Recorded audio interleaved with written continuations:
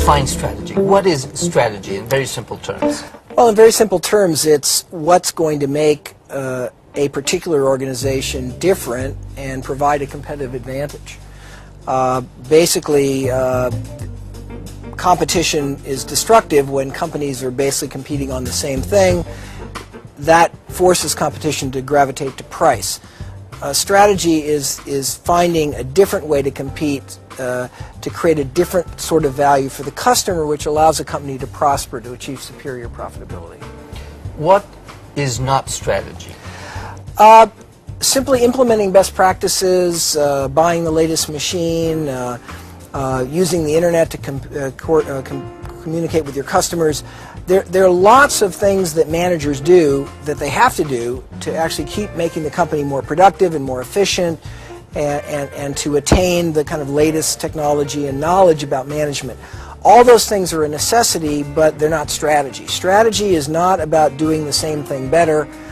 Strategy is about finding that different place for the organization to deliver value. But what makes it challenging is you have to do both of these things at the same time. You got to keep assimilating best practices, but at the same time having real clarity about what's going to make you different. You wrote a book 25 years ago that has remained at the top of the list of the strategy books. What were the key messages in that book? Well, I've written a number of books about strategy. I think my first really major book on strategy was a book called Competitive Advantage, and I think the really major message of that was really how to look at the industry in which you compete and how to think about what causes industry profitability and how, by understanding that, a company can improve its own position.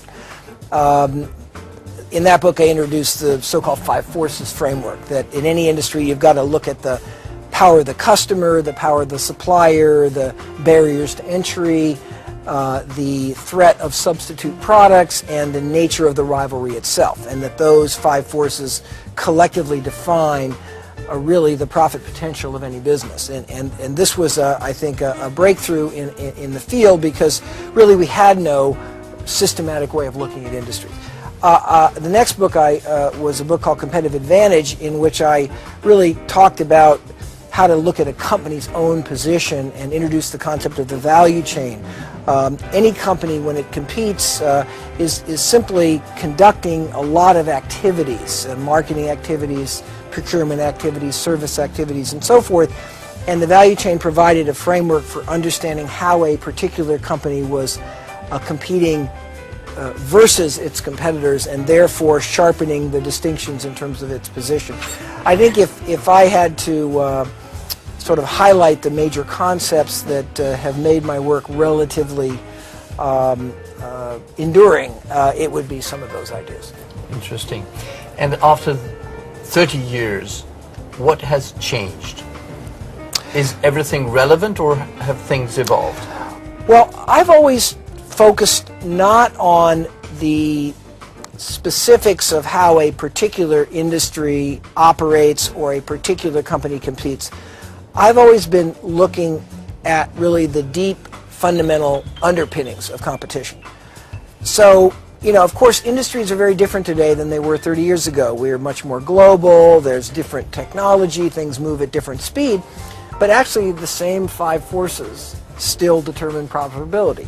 It's still the power of the customer, the power of the supplier. So I think in some sense everything has changed, but at least from my point of view, very little has changed, in the sense that the enduring fundamentals of industry structure and the value chain and the importance of price and cost in determining superior performance, the distinction between operational effectiveness and positioning, all those things are what I would say are really competitive fundamentals that are timeless.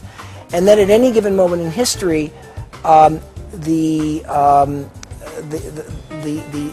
weights, if you will, or the specifics are constantly evolving.